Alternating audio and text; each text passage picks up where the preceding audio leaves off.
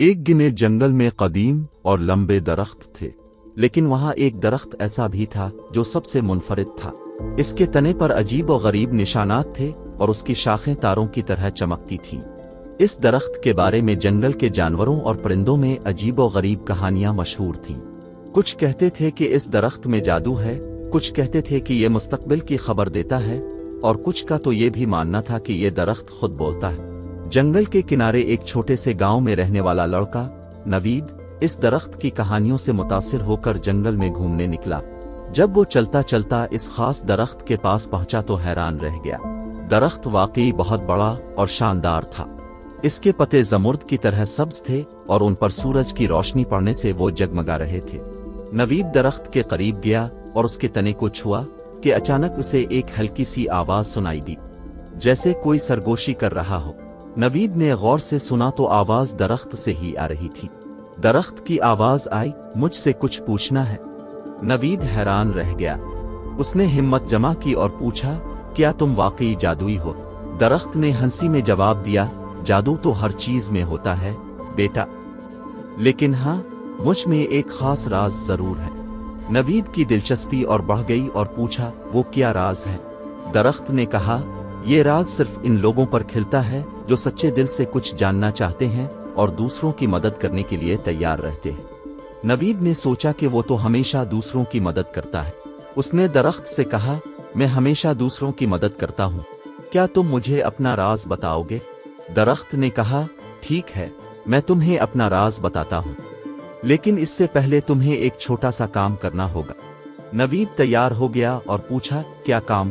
درخت نے کہا، جنگل میں ایک بوڑھی لومڑی رہتی ہے، وہ بہت بیمار ہے، اسے کچھ جنگلی بیر چاہیے جو پہاڑ کی چوٹی پر ملتے ہیں، کیا تم وہ بیر اس کے لیے لا سکتے ہو؟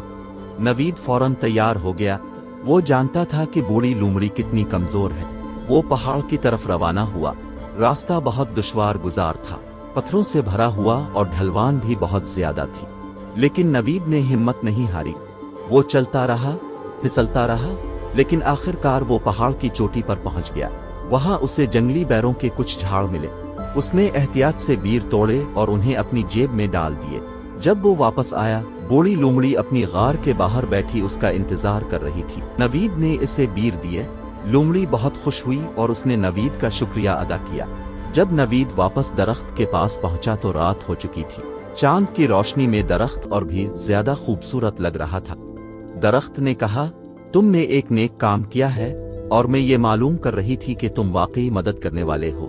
درخت نے کہا، میرا راز یہ ہے کہ میرے جڑوں میں ایک خزانہ چھپا ہے، لیکن آج تک تمہارے جیسا کوئی مددگار اور اچھا انسان میرے پاس نہیں آیا کہ میں اسے یہ راز بتاتی۔ اس لیے اب یہ تمہارا انعام ہے کہ یہ خزانہ نکالو اور اپنے ساتھ لے جاؤ۔ نوید نے زمین تلاش کی تو واقعی میں ایک خزانہ اس کو ملا، جس کے اندر قیمتی پتھر تھے اور ان سے روشنی نکل رہی تھی۔ درخت نے کہا کہ جب تک یہ پتھر تمہارے پاس ہوں گے تم خوش رہو گے، تم اس سے دوسروں کی تکلیفیں بھی دور کر سکتے ہو۔ نوید نے درخت کا شکریہ ادا کیا اور اپنے گاؤں کی طرف واپس چل پڑا۔ اس دن کے بعد نوید ایک مختلف انسان بن گیا۔ وہ ہمیشہ دوسروں کی مدد کرتا، محنت سے کام کرتا اور سب سے محبت سے پیش آتا۔ گاؤں کے لوگ اسے ایک نیک اور مددگار لڑکے کے طور پر جاننے لگے، اور نوید نے یہ جان لیا تھا کہ انسان کو خوشی تب ملتی ہے جب وہ دوسروں کی مدد کرتا ہے۔